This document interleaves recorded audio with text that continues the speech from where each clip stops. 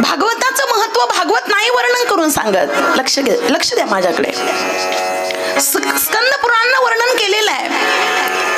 28,000 ऋग्वेदी ब्राह्मण ब्रह्मदेवाच्या जवळ जातात. 2 हात ब्रह्मदेवाला जोडतात. महाराज, हे कलियुग फार वाईट आहे. या कलियुगामध्ये आम्ही भगवंतापासून लांब जाणार नाही अशी कथा मला तुम्ही सांगा. ज्ञानरूपी अंधकाराला नाहीसं करणार सूर्याप्रमाणे तुमचं तेज आहे. हात जोडतो आम्ही तुम्हाला. आमच्या जीवनाचा उद्धार कसा होईल सांगा एकदा. ब्रह्मदेवजी सांगतात, एक काम करा, एक चक्र मी सोडतोय.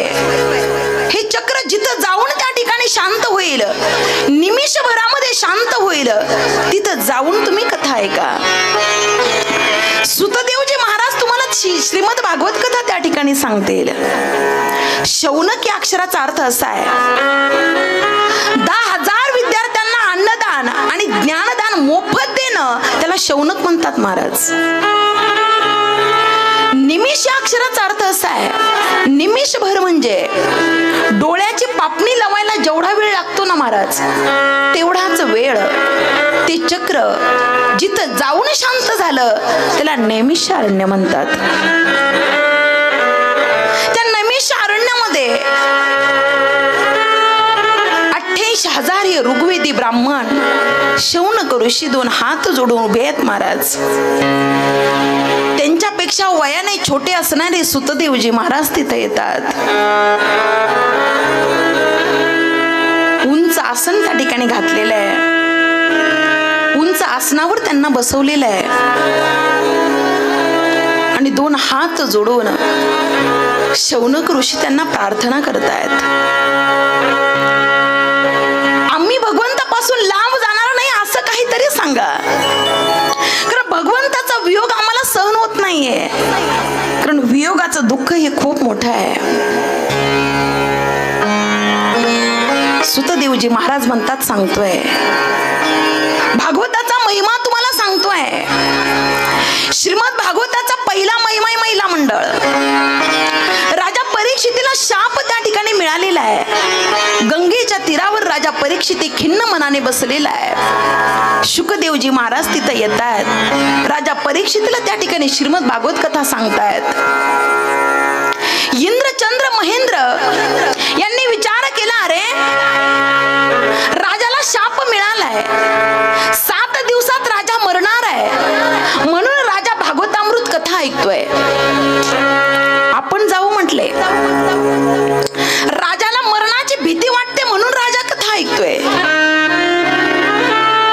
आपण एक काम करूया, राजाला अजरामर होण्याकरता अमृताचा कलश घेऊन जाऊयात. अमृताचा कलश घेऊन गेले महाराज. सुतदेवजी महाराज हात करतात, बसण्याची विनंती करतात. इंद्र चंद्र महेंद्र सांगतायत, नाही, आम्ही इथं बसण्याकरता नाही आलो. आम्हाला देव घेव करायचे, आम्हाला साठलोट करायचंय. देवाण घेवाण म्हणजे काय, आपली माझी वस्तू तुम्हाला द्यायची आणि तुमची वस्तू मी घ्यायची, बरोबर आहे का नाही. पण वस्तू देत आणि घेत असताना तेवढी लेवल पाहिजे महिला मंडळ, बरोबर आहे का नाही. माझी सोन्याची अंगठी मी तुम्हाला दिली आणि त्या बदल्यात तुम्ही मला चांदीची अंगठी दिली, जमंग का नाही. हो ताई, रोज पाकिट येतात, राहू द्या, असं होत नाही. हे जमणार नाही, त्याला लेवल पाहिजे महाराज.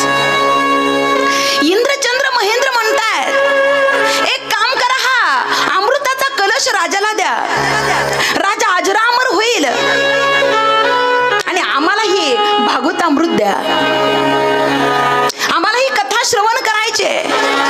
राजानं सांगितलं, नाही, आता मला जगायची इच्छा नाहीये, आता मला अजरामर व्हायचं नाहीये, आता मला फक्त भागवताचं श्रवण करायचंय. अमृतापेक्षा हे अमृत श्रेष्ठ आहे. ब्रह्मदेवानं ही सगळी घटना पाहिली महाराज आणि ब्रह्मदेवाला फार आश्चर्य वाटलं. महिला मंडळ, ब्रह्मदेवानं तराजू लावला. तराजू कोणता तराजू, भाज्या विकायचा. आता माझं काय